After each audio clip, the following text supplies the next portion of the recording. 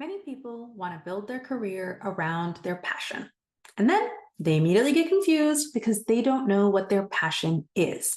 A passion seems so lofty and noble and purposeful. And people are like, I don't know if I love anything enough to call it a capital P passion and then build my whole career around it. So let me give you a different way to think about this. Don't build your career around your passion. Build your career around your coping mechanism. Here's what I mean. A passion is something that brings you from baseline to blissful. So here's some things that bring me from baseline to blissful. I really love getting absorbed in a murder mystery or a fantasy story or a sci-fi story. I love eating delicious food, and I really enjoy looking at before and afters of home renovations. I love a good HGTV show. And if I was trying to build my career around my passion, I might think that I should be a fiction writer or a chef or an interior designer. But should I? The answer is actually at the end of this video. Now, a coping mechanism is something that brings you from bothered to baseline. These are things that bring you from stressed, confused, stuck, overwhelmed to, okay, I'm good again. Now, of course, there are healthy and unhealthy coping mechanisms. And we usually tend to talk about unhealthy coping mechanisms like over drinking, overeating, overworking, procrastination, etc., etc. But you have healthy coping mechanisms too. You probably just don't call them coping mechanisms. You probably call them my working style or how I tend to problem solve. So think about the last few problems that you figured out, big or small. Maybe it was a tricky project at work, or planning an outing with friends, or just even answering somebody's question. How did you go from question to answer? From unsolved state to solved state? From unknown to figured out? Chances are that there are consistent patterns in how you take that journey again and again in every area of your life. Because life is basically just solving problems, one after the other, in every area of your life. And those consistent patterns of how you like to solve problems, answer questions, and go from confusion to clarity are your healthy coping mechanisms. For example, this is mine. Whenever I'm faced with a problem or a question, big or small, personal or professional, I tend to take the same path. First, I gather lots of information. Then I organize that information in some way. I find patterns, I make frameworks, I see themes, I notice connections. I basically create a clear, neat, coherent understanding of what I've learned in my brain. And then I communicate my findings to somebody else. This process calms me down. This process brings me from the tension and overload of the unsolved state to the calm, settled feeling of the solved state. Now, I don't have a passion for doing this. It doesn't bring me from baseline to bliss. I simply must do this. It brings me from bothered to baseline. This is my way of solving problems and answering questions and making sense of the world. You can't stop me, even if you try. I can't even stop me, even if I try. This is just how I operate. And this is the coping mechanism I've built my career around. So what is your coping mechanism? Maybe you solve problems by assessing the strengths and weaknesses of the people around you and assembling a team that can tackle it together. Or maybe you do it by having empathy for all the parties involved and creating space for everyone to talk and come to a consensus. Or maybe you do it by digging into the numbers and quantifying everything that's fuzzy and then doing a mathematical analysis to come to an answer. Or maybe the way you solve problems is by tapping your network and back channeling and using your connections to get what you want. What are the things that you do?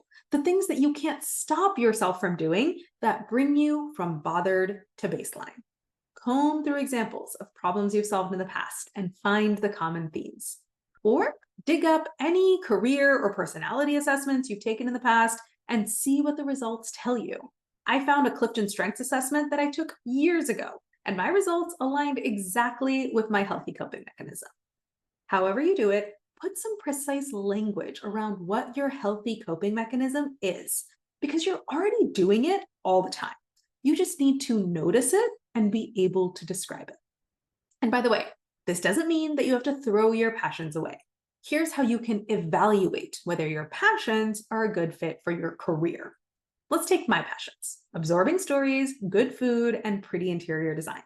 So, should I follow my passions and become a fiction writer or a chef or an interior designer? I know that I like consuming stories and food and pretty designs. But the key question is, do I like creating stories and food and pretty designs?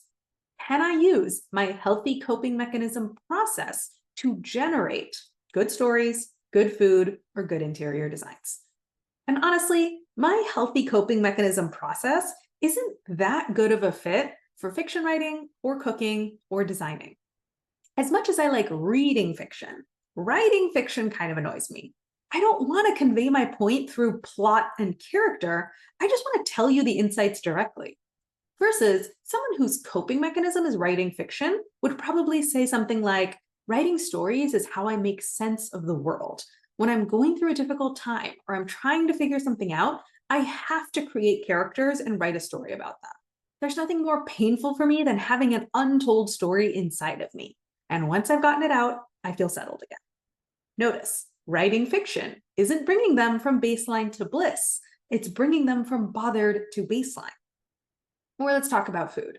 As much as I like eating food, cooking is pretty boring to me. It's a lot of working with your hands, tasting and adjusting on the fly, and if you're cooking a big menu, extensive logistical planning. It's not really aligned with my healthy coping mechanism. Versus someone whose coping mechanism is cooking would say something like, after a long week at work, I relax and unwind by planning a menu, going grocery shopping, and then spending all day in the kitchen. If I don't spend time working with my hands, I get agitated and grumpy. But if I can cook, I relax and forget about my troubles. Notice, cooking isn't bringing them from baseline to bliss. It's bringing them from bothered to baseline. And as much as I like looking at well-designed homes, designing itself actually confuses me. If I see an empty room, I just go blank. I can't picture how furniture or paint or curtains would look. I can't imagine different layouts. I just don't see it. Versus someone whose coping mechanism is interior design would probably say something like, if I walk into someone's house and I see a badly designed room, I get so grumpy. I almost have to hold myself back from rearranging things and telling them what colors are clashing and giving them all my ideas on how to make it better. It's so annoying to see a space that's being underutilized. I can see the potential right there in front of me and I want it to be realized. So just give me free reign, let me design it up, and then I'll be happy again. So notice, designing isn't bringing them from baseline to bliss, it's bringing them from bothered to baseline. So stop trying to build your career around your passions and start building it around your coping mechanisms.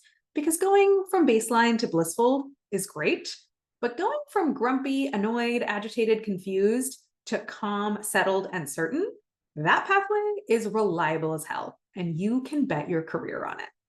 And if all these concepts have you intrigued and you want my support in articulating exactly what your coping mechanism is, and my help in developing the career strategy based around it, there are two ways that you can work with me. You can become my private coaching client. You can book a free consult call to come talk to me about what that would look like at the link above, or you can join my course and coaching program. Join the waitlist today to be the first when it's open, to be the first to hear when it's open. The link to join the waitlist is above.